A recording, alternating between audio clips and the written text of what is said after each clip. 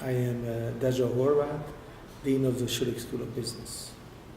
Of the major 2008 Black Swan event, which impacted all of us in the world dramatically, we have to say, the world transformed forever.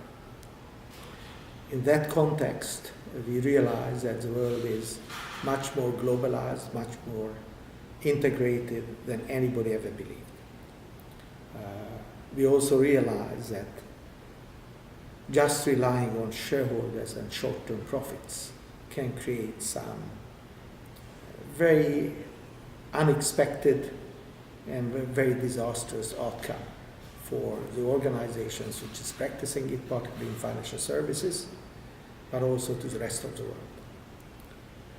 So it was clear that yes, we have to live in the globalized world and we have to adjust to it, but at the same time also that it's not good enough to have only shareholders being focused on, but all stakeholders, and we need to take a much longer perspective than short-term, quarterly focus. So the Schulich School of Business, where I'm dean at York University in Toronto, jointly with McKinsey company, organized a conference 3 years ago which was entitled Capitalism for the Long Term.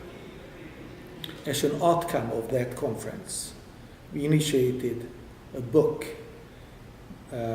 which is just going to come out in August this year, and it's a book of readings jointly between practitioners, corporate leaders who's practicing in this new world and succeeding very well, and academics who are at the forefront in this development.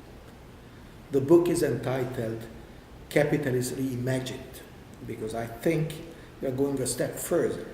We also try to describe what kind of societies creating the best platform for corporations to function in this world. Because capitalism has many forms. United States has one of today, but many of the European countries and Canada are practicing a very different type of capitalism. And in our book also indicate that the capitalistic model, which is preferable, also creates the most competitive societies, but also societies with a much stronger human face. And it's not only quantity of life, but also quality of life is important. And the book is underlining that finding. And in that context, we're describing the elements of this emerging, preferable society in the context of what happened, but also how corporations can and should function in such a society.